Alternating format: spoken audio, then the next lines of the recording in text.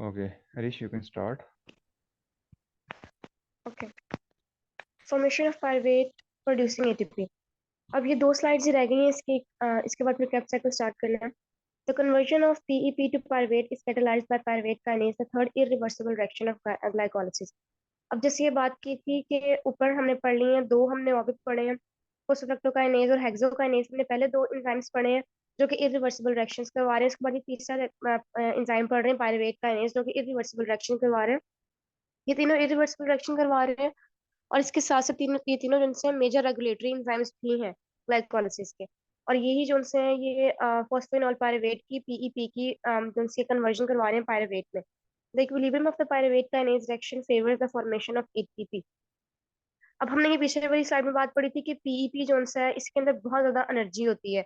फोस्फोनिल pyruvate जो सा ये हाई एनर्जी जो सा high energy bond high energy molecule होता है। अब इसकी कन्वर्जन होने की वजह से जब इसकी कन्वर्जन हो रही है पायरुवेट में तो एनर्जी रिलीज हो रही है, और वो जो एनर्जी रिलीज हो रही है वो एटीपी की प्रोडक्शन में यूज हो रही है।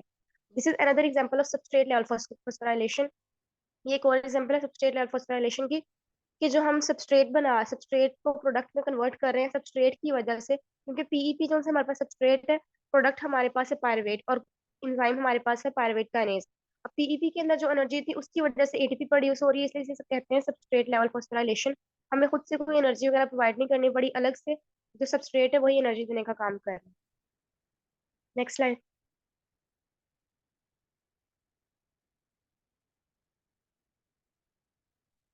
Reduction of pyruvate to lactate. अब यहाँ पे जो सा ये हमारा स्टेप साइकिल खत्म हो चुका है। अब ये लैक्टेट यहाँ पे स्टार्ट आ जाता है कि पायरुवेट की। अब पायरुवेट जो उसका काम था ग्लाइकोलाइसिस का वो यही था, ग्लूकोज से स्टार्ट हुआ, ग्लूकोज की फॉस्फोराइलेशन हुई। उसके बाद जो पे ऑफ फेज था वो खत्म हो जाना है हमारे पास आके पायरुवेट पे।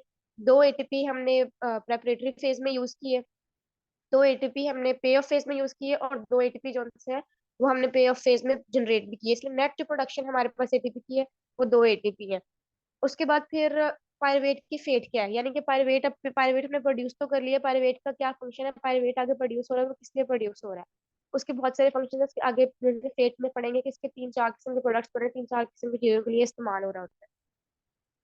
Lactate found by the action of lactate dehydrogenase. Lactate यानी कि लैक्टिक एसिड भी से कह सकते हैं सिंपली। लैक्टेट हमें पता है कि उस वक्त हमें लैक्टिक एसिड उसी वक्त प्रोड्यूस होता है जब ऑक्सीजन की कमी होती है। ऑक्सीजन की कमी का मतलब ये नहीं है कि एक बंदा जो है वैक्यूम में बैठा हुआ है। ऐसा भी हो सकता है कि एक बंदा जो है वो उसे नॉर्मल जितनी ऑक्सीजन चाहिए उस वक्त से जो मेन टाइम पे जब उसके अंदर एनारोबिक रेस्पिरेशन का प्रोसेस स्टार्ट हो गया, मेन टाइम पे उसकी जो कंजप्शन की जो रिक्वायरमेंट है वो ज्यादा हो गई है, इसलिए क्योंकि वो बहुत ज्यादा हेक्टिक रूटीन कर रहा है। हो सकता है बहुत ज्यादा जो है वो चला हो, बहुत ज्यादा कुछ ने घर में काम किया, बहुत ज्यादा बार बार सुबह से लेके मतलब शाम तक बहुत ज्यादा उसने बार बार सीढ़ियाँ उतर उधर चढ़ रहा हो, या बहुत ज्यादा हेक्टिक एक्सरसाइज कर रहा हो, जिसका मतलब है कि जो वो नॉर्मल ऑक्सीजन की सप्लाई उसको मिल रही थी अब वो उसके लिए उसके सेल्स के लिए कम हो गई है। तो एनारोबिक ग्लाइकोलाइसिस जो है एनारोबिक रेस्पिरेशन पे हमारे सेल्स हैं वो शिफ्ट हो जाते हैं। उस वक्त जो ये पायरुवेट है इससे जो है वो लैक्टेट की प्रोडक्शन होती है। The formation of lactate is the major fate for pyruvate. ये मेजर फेट है, यानी कि पायरुवेट का जो मेजर फंक्शन होता है वो सबसे ज्यादा इसका मेनली फंक्शन यही होता है कि जब ऑक्सीजन की कमी है, ऑक्सीजन कंजप्शन हमें एनारोबिक प्रोसेस के जरिए जब चाहिए हो तो पायरुवेट लैक्टेट में कन्वर्ट हो सके। और ये ज्यादातर कहाँ पर होता है, ये होता है in lens, cornea of the eye, kidney medulla, testis, leucocytes and red blood cells. अब उन्होंने कहा हुआ है कि ये जो मेजर एरियाज है, मेजर साइट्स जो हैं, इनको अच्छे तरीके से याद करेंगे। जो मेजर साइट्स है यहाँ पे मेनली जो से पायरुवेट वो लैक्टेट में कन्वर्ट हो रहा होता है। और भी बहुत सारी साइट्स है जहाँ पे इसका होता है, बहुत सारी फेट्स होती है पायरुवेट की, कि बहुत सारे डिफरेंट वो प्रोडक्ट्स में कन्वर्ट होता है, लेकिन इन मेजर साइट्स में मोस्टली लैक्टेट में ही कन्वर्ट हो रहा था। इसके रीजन बता दिए, रीजन उन्होंने बता दिया कि because these are all poorly vascularised और लैक माइटोकॉन्ड्रिया। ऊपर मैंने बात कर दी एनारोबिक, जब एनारोबिक की बात आ गई इसका मतलब ऑक्सीजन की कमी है। अब पुअरली वस्कुलराइज का क्या मतलब है? पुअरली वस्कुलराइज का मतलब ये होता है कि ऐसी साइट्स, ऐसे एरियाज जहाँ पे ब्लड वेसल्स कम हो। अब ब्लड का यूजुअली जो मोस्टली इंपॉर्टेंट काम क्या होता है, ऑक्सीजन को कैरी करना। ऑक्सीजन हमारी एनर्जी होती है, ऑक्सीजन को कैरी करना एक जगह से दूसरी जगह तक। अब एक जगह है जहाँ पे साइट है, बॉडी साइट है जहाँ पे मस्कुलराइजेशन ही काम है, यानी वहाँ पे ब्लड सप्लाई की ब्लड वेसल कम है, इसका मतलब वहाँ ऑक्सीजन से वो कम पहुंच रही है, या फिर यहाँ वहाँ पे माइटोकॉन्ड्रिया जो है वो कम है। उनको ज्यादा चाहिए होता है कि एरोबिक रिस्पिरेशन के साथ तो वो एनर्जी प्रोड्यूस कर रहे हैं, उनको एनारोबिक रिस्पिरेशन के साथ भी ऑक्सीजन की सप्लाई चाहिए होती है। Next slide.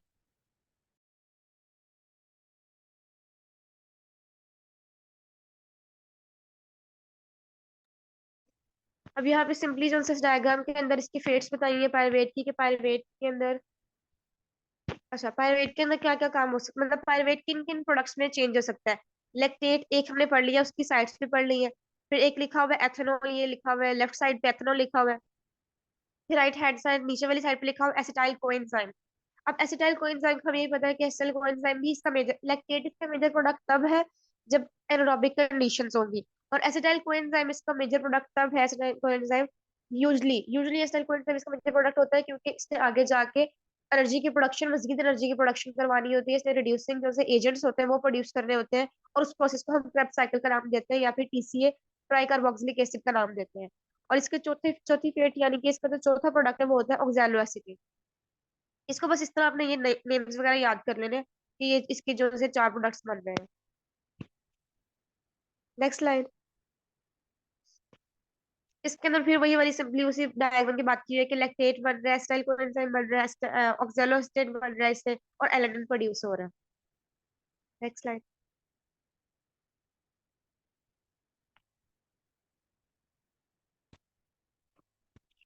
यहाँ पे पायरुवेट की जो है ये क्रेब्स साइकिल का एक छोटा सा बताया हुआ है कि माइटोकॉन्ड्रिया के अंदर, अब ग्लाइकोलाइसिस हमने पढ़ा था, तो ग्लाइकोलाइसिस में हम साइटोसोलिक हम रिएक्शंस की बात करें थे, साइटोसोलिक रिएक्शंस की। इसका मतलब कि वो रिएक्शन जो है वो साइटोसोल में हो रहा है, यानी कि साइटोप्लाज्म के अंदर हो रहा है। जबकि आगे हम क्रेब्स साइकिल पढ़ेंगे तो क्रेब्स साइकिल का जब मेनली जो यहाँ पे ये हो रहा है क्रेब्स साइकिल, ये रिएक्शन ये माइटोकॉन्ड्रिया में हो रहा है। अब यहाँ पे नजर आ रहा है कि मैट्रिक्स के अंदर पायरुवेट प्रेजेंट है, पायरुवेट से एनएडीएच और कार्ब इसकी जो सी है वो डीकार्बोक्सिलेशन हुई है, इससे ऑक्सीडेशन हुई है, और एनएडीएच और कार्बन डाइऑक्साइड रिलीज हो गया। इसने एसिटाइल कोएंजाइम बनाया है, एसिटाइल कोएंजाइम जो है वो सिट्रिक एसिड साइकिल या फिर टीसीए साइकिल में एंटर हो गया है। उसके बाद फिर जो उसने रिड्यूसिंग एजेंट्स बनाए हैं, रिड्यूसिंग एजेंट्स कौन से उसके बनाते हैं, इसका क्रैब साइकिल का काम क्या होता है, क्रैब साइकिल का आप आगे जाकर डेफिनेशन में पढ़ेंगे। इसका काम है एनएडीएच को प्रोड्यूस करना, एफएडीएच2 को प्रोड्यूस करना, एटीपी यानी कि एनर्जी को रिलीज करना। तो जो चीज के रिड्यूसिंग प्रोडक्ट्स है वो आगे जाके इलेक्ट्रॉन ट्रांसपोर्ट चेन में काम आएंगे, और वहां पे जाके उनको फिर से ऑक्सीडेशन होगी, फिर वहां पे बाहर जाके वो ऑक्सीजन और वाटर की प्रोडक्शन करवाएंगे। ये सारी जनरलाइज मतलब ये सारी वही वाली पुरानी बातें हैं। Next slide.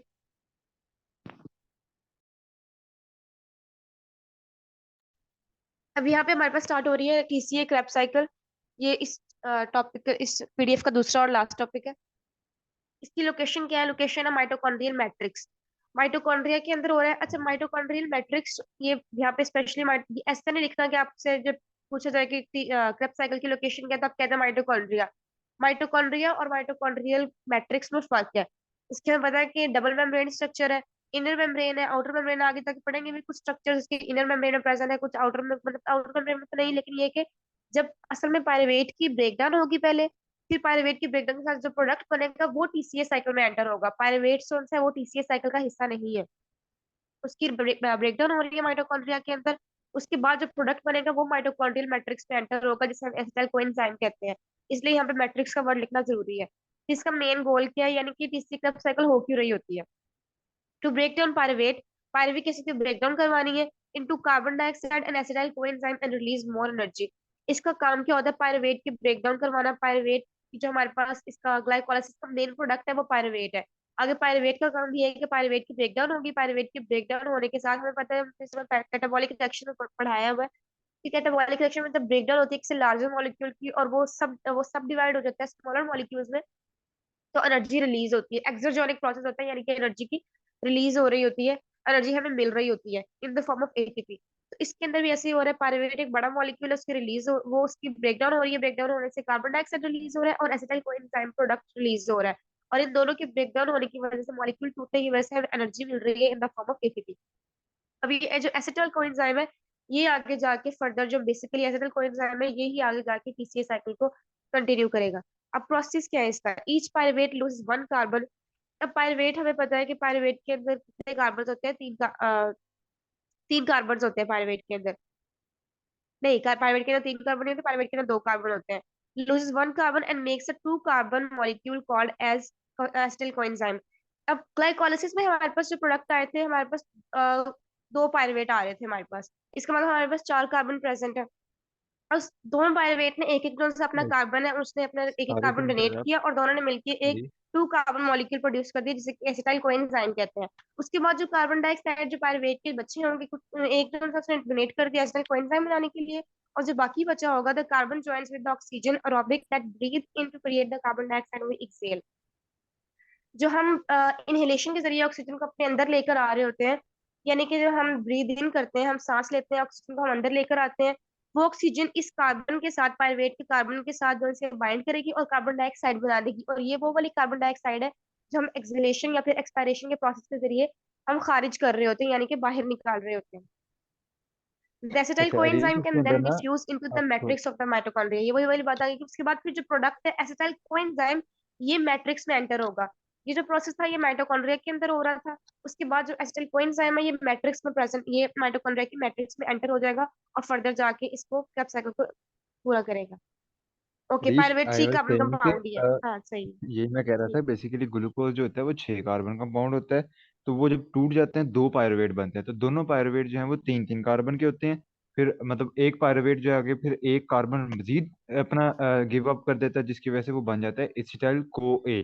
अब ये जो एसिटाइल को ए है, इसने आगे ये यहाँ तक एसिटाइल को ए या पायरुवेट बनने तक का ग्लाइकोलाइसिस है। उसके बाद जो एसिटाइल को ए बन जाता है, ये आगे इंटर करता है क्रेब्स साइकिल के अंदर। सही है, तो ये थोड़ा सा यहाँ पे एक आ जी सही है। Next line. गया।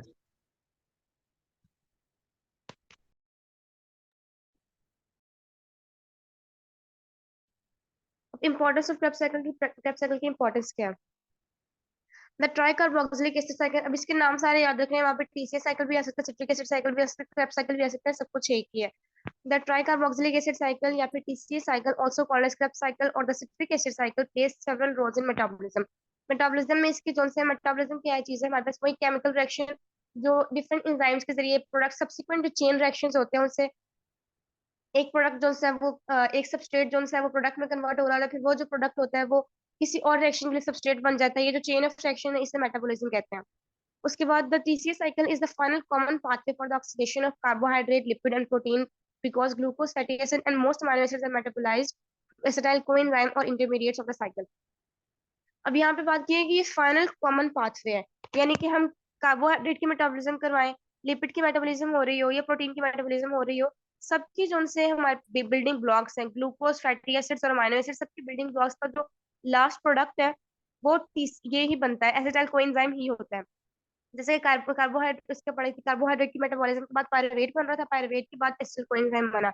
इसी तरह लिपिड की ब्रेकडाउन होगी, प्रोटीन की ब्रेकडाउन होगी, उनसे जो प्रोडक्ट्स बनेंगे वो प्रोडक्ट्स उनसे अल्टीमेटली किसी न किसी रिएक्शन से गुजर के एसिटाइल कोएंजाइम बनाएंगे, और एसिटाइल कोएंजाइम बनाने के बाद भी जो है वो इसके क्रेब्स साइकिल में एंटर हो जाएंगे। या तो एसिटाइल कोएंजाइम बनाएंगे या फिर एसिटाइल इस क्रेब्स साइकिल के अंदर जो इंटरमीडिएट प्रोडक्ट्स है वो बनाएंगे, ताकि अल्टीमेटली इनका काम यही होगा कि इन्होंने क्रेब्स साइकिल को या फिर टीसीएस साइकिल को कंटिन्यू करना है।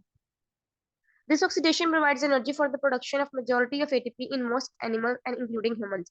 अब ये जो ऑक्सीडेशन है ये एनर्जी प्रोवाइड करती है हमें, जैसा ऊपर मैंने इसका मेन गोल ही जो क्रेब्स साइकिल का ऊपर लिखा हुआ है कि इसने कार्बन डाइऑक्साइड को रिलीज करना है, एसिटाइल कोएंजाइम को रिलीज करना है, पायरुवेट की ब्रेकडाउन है, और एनर्जी को रिलीज करना है। एनर्जी हम रिलीज करेंगे, सेल्स को चाहिए जो हमारे पास एनर्जी करेंसी है वो एटीपी है। मोस्ट एनिमल्स यानी मोस्ट एनिमल्स जिनके अंदर ह्यूमंस भी आ रहे हैं, ये मेजर सोर्स है एनर्जी हासिल करने का Krebs cycle. It also has central role in gluconeogenesis. अब ऐसा नहीं है कि सिर्फ इसके ग्लाइकोलाइसिस के बाद ये सिर्फ इसके कार्बोहाइड्रेट वगैरह के लिए ये यूज हो रहा है। जिस तरह ऊपर वाली बात भी, ऊपर वाली पॉइंट में भी यही बात है कि लिपिड प्रोटीन सबका अल्टीमेटली जो सा फेट होती है, सबकी अल्टीमेटली वो क्रेब्स साइकिल में ही होती है, क्योंकि एसिड को एंजाइम प्रोड्यूस हो रहा होता है इवेंचुअली सबके अंदर एसिड को एंजाइम की प्रोडक्शन हो रही होती है। इसके अंदर फिर यही है कि ग्लूकोनियोजेनेसिस, जो उस दिन मैंने बताया था, ग्लूकोनियोजेनेसिस ऐसा प्रोसेस के अंदर नॉन कार्बोहाइड्रेट सोर्सेज से प्रोडक्शन हो रही होती है। और लिपोजेनेसिस लिपिड की जो सी है, उसके बाद फिर इंटरकन्वर्जन ऑफ अमीनो एसिड, यानी कि जो लिपिड की मेटाबॉलिज्म है, प्रोटीन की मेटाबॉलिज्म है, इन सब के अंदर भी इसका क्रेब्स साइकिल का रोल होता है।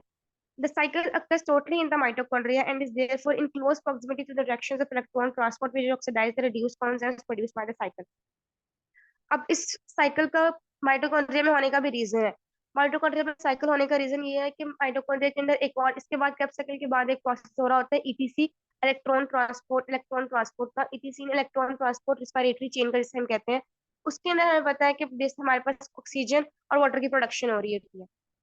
और उस प्रोसेस में रिड्यूसिंग पावर्स जो सी चाहिए होती है वो होती है NADH और FADH2।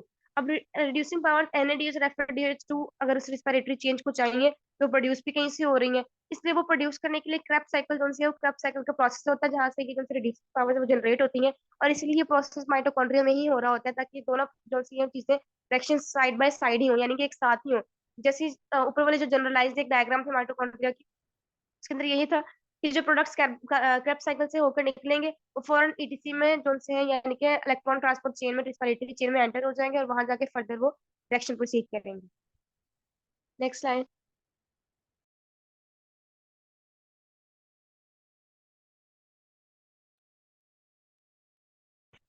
Reaction of the TCA cycle.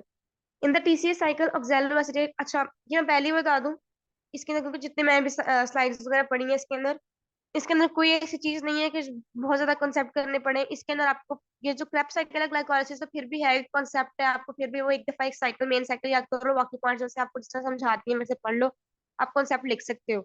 लेकिन इसके जो उनसे जितनी भी स्लाइड्स हैं टोटली के उनके नाम ही है। और बस सिंपली ये बात लिखी हुई है कि इस चीज ने उसको प्रोड्यूस किया, इस चीज ने इसकी जो से कैटेलाइजेशन करवा दी, इंटरकन्वर्जन हो गई, आइसोमराइजेशन हो गई। सिंपली सिर्फ ये बातें हैं और हर स्लाइड में इसके बाद 54 स्लाइड तक यही बातें हैं। आपको इसमें सिंपली जो है रट्टा मारना पड़ेगा, हर पॉइंट को रट्टा ही मारना पड़ेगा। सीखने के इसलिए ये जो है स्लाइड्स आपको बस मैं पढ़ा देती हूँ, लेकिन आपको जो है अभी ये है कि बार बार इसको लिख के याद करें नेम्स को, या फिर वैसे अपनी मेमोरी में याद रखने की कोशिश करें, लेकिन ये आपको प्रॉपर जो है क्रेब साइकिल जो आप लोगों की यहाँ पे नोट्स पे दी हुई है ये प्रॉपर रट्टा है। In the TCA cycle, oxaloacetate is first condensed with an acetyl group. In the TCA cycle, oxaloacetate is first condensed with an acetyl group from acetyl coenzyme A and then is regenerated as the cycle is completed. अब acetyl coenzyme जो सी है सबसे पहले वो oxaloacetate हमारे पास एक product present होता है। और वो इसी साइकिल साइकिल का मतलब क्या होता है कि जो से प्रोडक्ट्स और सबस्ट्रेट्स होते हैं वो कंटिन्यूअसली एक दूसरे को प्रोड्यूस कर रहे होते हैं, एक साइकिल में चल रहे होते हैं। तो oxaloacetate जो है वो इसी साइकिल का, इसी चेन का एक हिस्सा है। अब ऑक्सैलो एसिटेट जो है कंडेंसेशन का मतलब क्या होता है? कंडेंसेशन का मतलब होता है एक ऐसा रिएक्शन जिसमें दो प्रोडक्ट्स जो हैं, दो सबस्ट्रेट जो रिएक्टेंट जो है वो जब रिएक्ट करेंगे और प्रोडक्ट बनाएंगे तो प्रोडक्ट में हमारे पास वाटर की रिलीज भी होगी, यानी कि हमें वाटर जो है वो भी प्रोडक्ट्स में मिलेगा, वाटर रिलीज हो रहा होता है।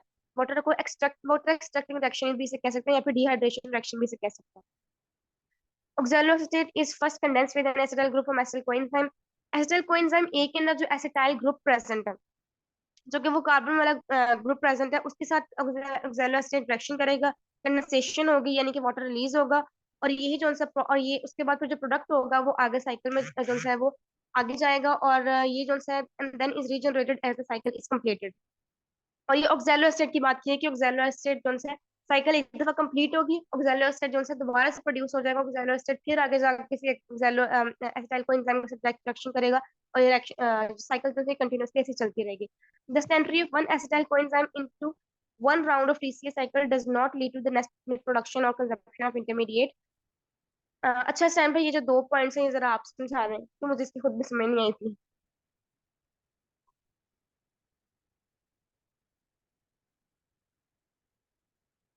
लास्ट दो पॉइंट्स।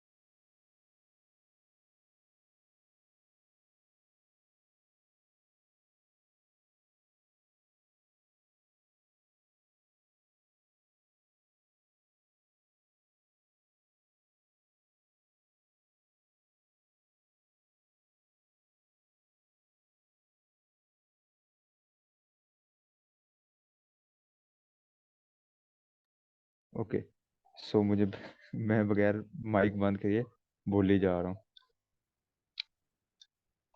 मैं कह रहा था, thus the entry of one acetyl CoA into one round of TCA cycle does not lead to the net production or consumption of intermediate।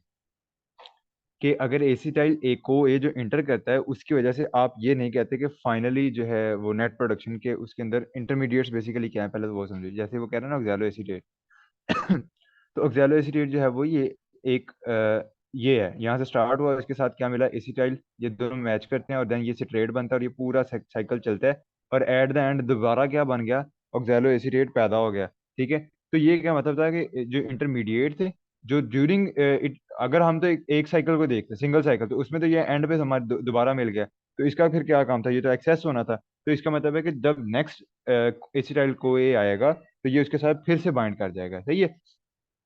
तो इसका मतलब ये है कि नेट प्रोडक्शन नहीं हो रही, सही है। ये उसके साथ जो है वो कंबाइन हो गया, दोबारा से एक्सेल एसीटेट यूज हो गया। दूसरा पॉइंट कहता है कि two carbon entering the cycle as acetyl CoA are balanced by two CO2 exiting. ये जो इधर से एक तो ये चीज ऐड हो रही थी, दूसरी एसिटाइल कोए ऐड हो रहा था।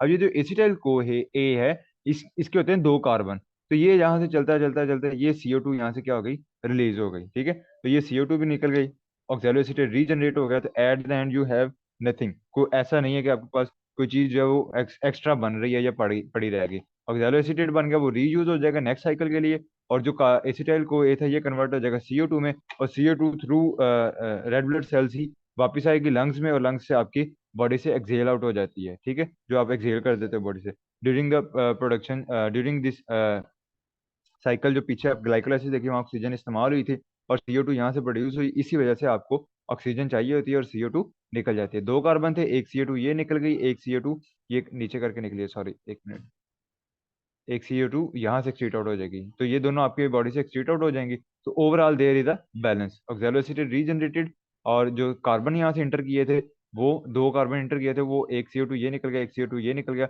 बाकी जो है वो ड्यूरिंग द प्रोसेस, ये प्रोसेस चलता जा रहा है, और साथ में ये जो ये कुछ एंजाइम्स इस्तेमाल हो रहे हैं। मेजर जो आपको इसकी आउटपुट मिलती है वो यही है, NADH। NAD जो है वो कन्वर्ट होता है NADH और H+ में, और इधर भी NAD जो है वो NADH में कन्वर्ट हो रहा है, ये FADH2 में, ATP ADP आपस में इंटर कन्वर्ट हो रहे हैं। अगर रिएक्शन ऑपोजिट चलने लग जाएगा तो ATP ADP में कन्वर्ट होगा। बेसिकली रिएक्शन इस तरफ से चलता है क्लॉकवाइज। तो ADP ATP में कन्वर्ट हो गया, एनर्जी जनरेटेड होगी। FAD FADH2 में कन्वर्ट होगा, ये भी एनर्जी का सोर्स है। NAD NADH+H में कन्वर्ट हो गया, ये भी एनर्जी का सोर्स है। तो इस तरह जो है ये पूरी प्रोसेसिंग होती है। जो मेन दो चीजें आई थी, एक्सैलोएसिटेट वो रीजनरेट हो गया, और जो कार्बन आया था वो ऐसे बॉडी से एक्सक्रीट आउट हो जाता है। तो net production is there is nothing. Clear?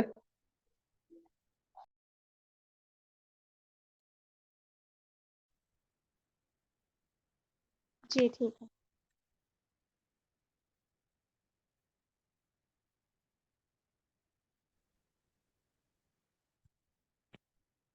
Okay, oxidative decarboxylation of pyruvate. Pyruvate, the end product of aerobic glycolysis, must be transported into the mitochondrion before it can enter the TCA cycle. अब ये वही वाली पहली वाली बात कि pyruvate जो सा सबसे पहले माइटोकॉन्ड्रिया में एंटर होगा, उसके बाद पायरुवेट की जो सी डीकार्बोक्सिलेशन होगी, उसकी ऑक्सीडेशन होगी। ऑक्सीडेशन का मतलब क्या है कि खुद जो सा ये हाइड्रोजन अपने आयन को रिलीज कर देगा। हाइड्रोजन आयन रिलीज करेगा, तो हमने पीछे भी ग्लाइकोलाइसिस में बात पढ़ी है, हाइड्रोजन आयन को सबसे पहले जो इंपॉर्टेंट एक मॉलिक्यूल होता है, सबसे पहले जो उसको ग्रैब करने से पहले उसे कैच करते होता है NAD+। उसकी रिडक्शन होगी, रिड्यूसिंग प्रोडक्ट एक हमारे पास NAD है जो सा ये TCA साइकिल में एंटर होने से पहले प्रोड्यूस हो गया। उसमें डीकार्बोक्सिलेशन हो रही है, यानी कि कार्बन डाइऑक्साइड को रिलीज कर रहा है। अब पायरुवेट जो है वो 3 कार्बन कंपाउंड है, इसके अंदर से डीकार्बोक्सिलेशन हो गई, एक कार्बन डाइऑक्साइड निकल गया, एक कार्बन निकल गया, तो उसके बाद 2 कार्बन बचे। 2 कार्बन जो बचेंगे वो बनाएंगे एसिटाइल कोएंजाइम ए को, क्योंकि वो 2 कार्बन कंपाउंड है।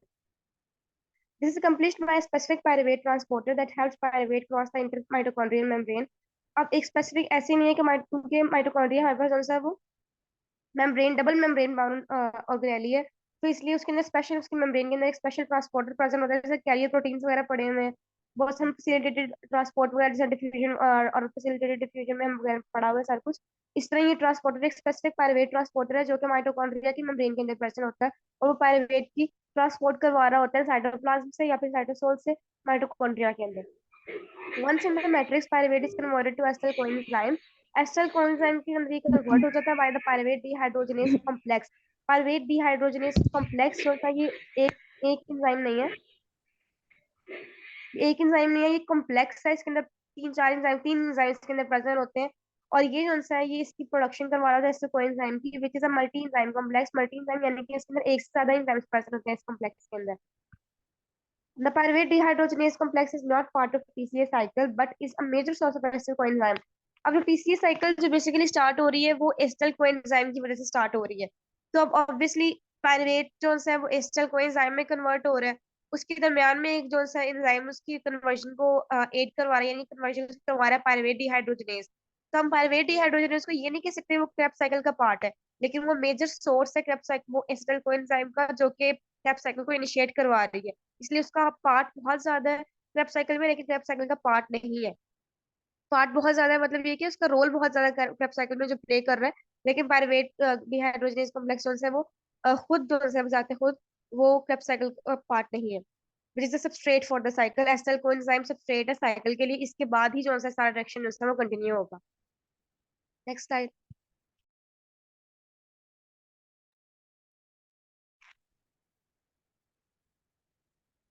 The PDH complex. अब ये पीछे जो बात की है पायरुवेट डिहाइड्रोजनेज कॉम्प्लेक्स की, यहाँ पे आगे की कॉम्प्लेक्स है तो इसके अंदर मल्टी एंजाइम कॉम्प्लेक्स है, यानी कि एक से ज्यादा एंजाइम है। तो इसके अंदर कौन कौन से एंजाइम है ये बहुत सारा जो है एक्सप्लेन किया हुआ है। The pyruvate dehydrogenase complex is a multi molecular aggregate of three enzymes. तीन एंजाइम्स है, जो कि तीन एंजाइम जो तीन मॉलिक्यूल्स हैं वो दोनों तीनों जिनसे हैं वो एग्रीगेट हो गई। एग्रीगेट का मतलब है एक साथ कंबाइन हुए हैं, जुड़े हुए हैं एक दूसरे के साथ, उन्होंने एक कॉम्प्लेक्स बनाया हुआ है। अब वो कौन कौन से हैं? पायरुवेट डिहाइड्रोजनेज पीडीएच और E1 also called as decarboxylase. Simply पहला है पायरुवेट डिहाइड्रोजनेज जिसको P1 भी कह रहे हैं, E1 भी सॉरी कह रहे हैं। दूसरा है डाइहाइड्रोलिपोइल ट्रांस एसिटाइलेज, E2 भी से कह रहे हैं। और तीसरा है डाइहाइड्रोलिपोइल डिहाइड्रोजनेज, E3 भी से कह रहे हैं। अब इसके अंदर कॉम्प्लेक्स के अंदर ये तीन जो तीन नेम्स है आपको ऐसे जैसे याद करने पड़ेंगे और ये इंपॉर्टेंट भी है। In addition to the enzymes participating in the conversion of pyruvate to acetyl coenzyme, अब इन enzymes का जो बेसिकली फंक्शन है वो तो यही है कि पायरुवेट की ब्रेकडाउन हो रही है, पायरुवेट के ब्रेकडाउन होने के साथ कार्बन डाइऑक्साइड रिलीज हो रहा है और एसिटिल कोएंजाइम की प्रोडक्शन हो रही है। इसके अलावा इनका क्या काम है? The complex also contains two tightly bound regulatory enzymes, pyruvate dehydrogenase kinase and pyruvate dehydrogenase phosphatase. अब ये कॉम्प्लेक्स इसलिए कहा गया है कि इसके अंदर मल्टी मॉलिक्यूलर एग्रीगेट तीन एंजाइम्स के अंदर इसके अंदर प्रेजेंट है, लेकिन इसके साथ साथ इसके अंदर दो रेगुलेटरी एंजाइम्स भी प्रेजेंट है, यानी कि टोटल इस कॉम्प्लेक्स के अंदर पांच एंजाइम्स प्रेजेंट है। तीन जो बेसिकली तीन एंजाइम्स है E1 E2 E3 जो इसके मेन एंजाइम्स है, और जो बाकी दो एंजाइम्स है वो है regulatory enzymes, pyruvate dehydrogenase kinase और pyruvate dehydrogenase phosphatase. The PDH complex contains five coenzymes that act as carriers or oxidants for the intermediates of the reactions. अब ये जो इसके अंदर एंजाइम्स है ये एंजाइम्स है ये बहुत सारे रिएक्शंस के लिए या तो कैरियर का काम करेंगे, जैसे पहले ये वाली बात की थी पीडीएच की कि पायरुवेट को उसने पायरुवेट ट्रांसपोर्टर था, उसने पायरुवेट की ट्रांसपोर्ट करवा दी माइटोकॉन्ड्रिया के अंदर। या तो ऐसे कैरियर्स और ट्रांसपोर्टर्स का काम करेंगे या फिर ऑक्सीडेंट्स का काम करेंगे, यानी कि ऑक्सीडेशन करवा रहे होंगे, खुद रिड्यूस हो रहे होंगे for the intermediates of the reaction. E1 requires thiamine pyrophosphatase, E2 requires। अब इसके अंदर इनके अंदर ये एंजाइम्स है और एंजाइम्स के आगे इनके लिखे हुए हैं कि एंजाइम्स इनके साथ साथ काम करेंगे। हर एंजाइम की जो सी अपनी स्पेसिफिसिटी होती है, हर एंजाइम का अपना जो है वो इनके साथ रेगुलेशन के लिए जो मॉलिक्यूल्स है वो अलग है। E1 को चाहिए थायमीन पायरोफोस्फेट, E2 को चाहिए लिपोइक एसिड और कोएंजाइम, और E3 को चाहिए FAD और NAD positive. Next next line.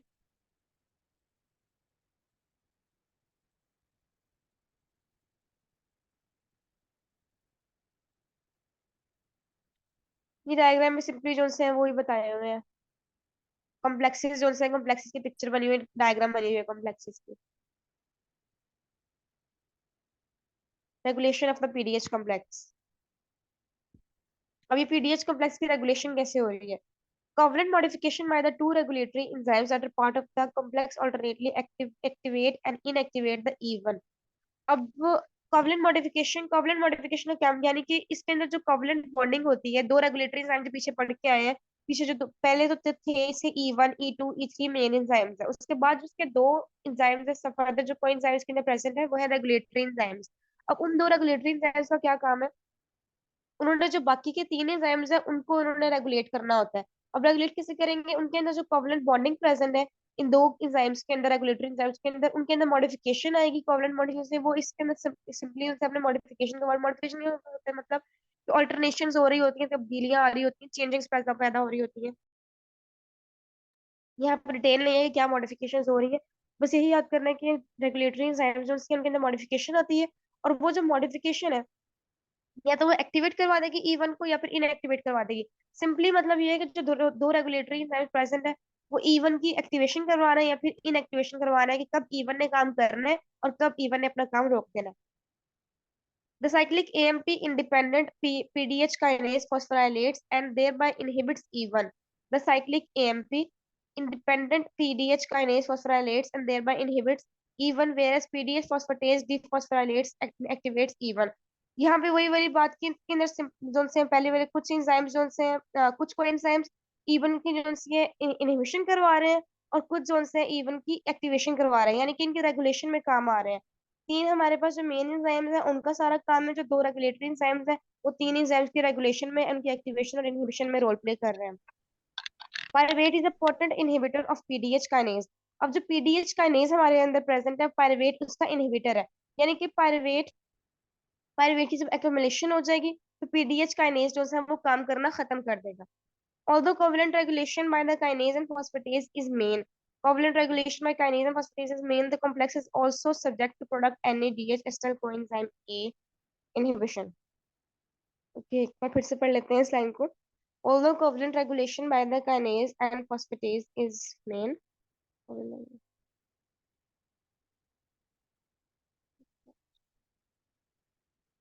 Okay सही है। अब इनहिबिशन की भी बात की हुई है कि सब्जेक्ट पहले मतलब ये कोवलेंट रेगुलेशन मैंने कहा है कि जो से ये दो रेगुलेटरी एंजाइम्स है वो तीन बेसिक जो एंजाइम्स है उनकी रेगुलेशन करवा रहे हैं।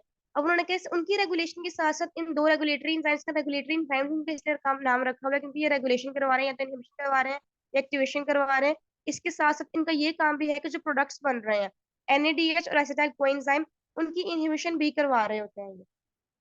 अपने एंजाइम के साथ साथ जो प्रोडक्ट्स हैं उनको भी कंट्रोल कर रहे हैं। Next slide.